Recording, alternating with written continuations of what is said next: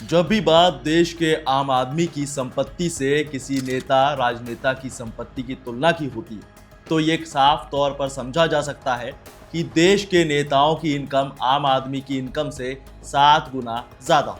लेकिन आज की हमारी ये कहानी देश के एक ऐसे मुख्यमंत्री की है जिसकी संपत्ति का जिस दिन खुलासा हुआ उस दिन देखने वालों की आंखें फटी की फटी रह गई। एडीआर की रिपोर्ट में दावा किया जाता है कि भारत के मुख्यमंत्रियों की औसत आय देश के प्रति व्यक्ति आय से 7 गुना ज्यादा है। हालांकि यह फिगर चौंकाने वाला जरूर है, लेकिन इस पर बात करना जरूरी है। तो नमस्कार, मैं हूं आपके साथ दिव्यांश वर्मा और आप देख रहे हैं वन इंडिया प्लस। कहानी शुरू होती है 11 फरवरी 1961 से। ये कहानी है बिहार सूबे के पहले सीएम श्री कृष्ण सिंह की। कुछ वक्त बाद उनका निधन हो गया, शोक सभा रखी गई। इस शोक सभा में मौजूद थे राज्यपाल डॉक्टर जाकिर हुसैन। उनकी मौजूदगी में एक तिजोरी खोली गई और जैसे ही ये तिजोरी खोली तो देखने वालों की आंखें 4 हो गई। 4 इसीलिए हो गई क्योंकि तिजोरी में 4 लिफाफे निकले और उन लिफाफों में मात्र 24,500 रुपए थे, जिसमें से एक भी रुपया श्री कृष्ण के परिवार को बतौर विरासत नहीं मिला।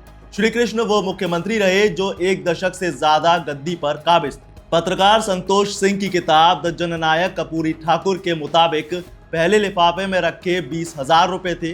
बिहार प्रदेश कांग्रेस कमेटी के लिए वो पैसे रखे हुए थे। दूसरे लिफाफे में रखे थे 3,000 रुपए पूर्व मुख्यमंत्री उजियार हुसैन मुनीमी की बेटी के लिए। तीसरे लिफाफे में 1,000 रुपए थे जो पूर्व मंत्री महेश प्रसाद सिंह की सबसे छोटी बेटी के लिए थे। और चौथे लिफाफे में सिर्फ 500 रुपए विश्वस्त नौकर के लिए।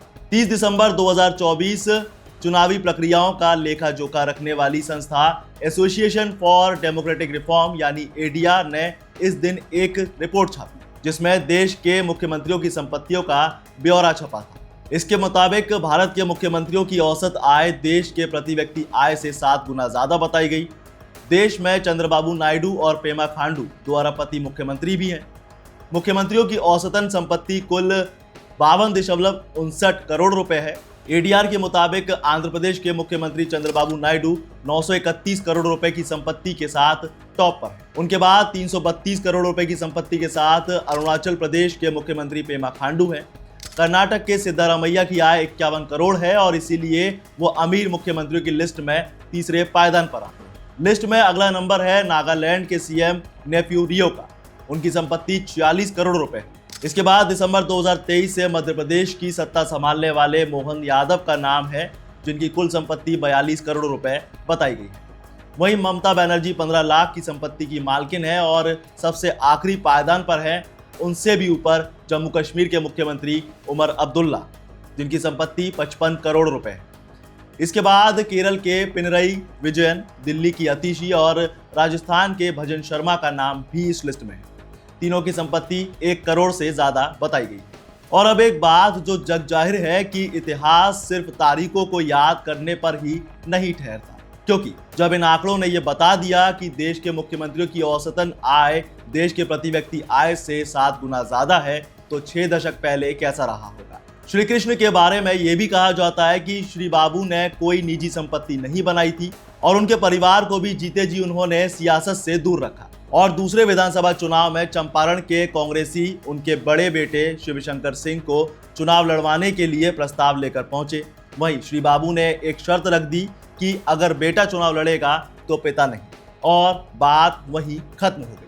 हालांकि उनके निधन के दशकों बाद उनके छोटे बेटे बंदी शंकर सिंह विधायक बने और चंद्रशेखर सिंह सरकार में मंत्री भी रहे, मगर ये परंपरा ज्यादा लंबी नहीं चली। बाकी बात अगर इतिहास की जाए तो इसके होने और इसे याद करने की 2 ही वजह होती है। पहली कि ये आने वाली पीढ़ी को ये मालूम होना चाहिए कि देश में वो कौन कौन से लोग थे जिन्होंने तिनका तिनका जोड़कर देश को बनाने का काम किया, और वो कौन सी सिचुएशंस थी जिनसे देश गुजरा, क्या घटनाएं घटी, कैसी कैसी परेशानियां रही, चुनौतियों का सामना किया गया और खुशियों से गुजर कर आज देश इस स्थिति पर पहुंच चुका है जो एक बहुत बड़े लेवल पर है। और दूसरी वजह इतिहास का अपना एक व्यक्तित्व होता है जो या तो देश को प्रभावित करता है या निराश करता है। दोनों ही सूरत में वो एक सीख देता है जो मौजूदा देश के पार्टी नेताओं को राष्ट्रीय नेता बनने में मदद करता है। खैर, तो ये कहानी थी उस मुख्यमंत्री की जिसकी संपत्ति ने दुनिया भर को चौंका दिया। आपकी इस कहानी के बारे में क्या राय है, हमें कमेंट सेक्शन में जरूर बताएं और ऐसी तमाम अपडेट्स और जानकारी के लिए बने रहिए वन इंडिया प्लस के साथ।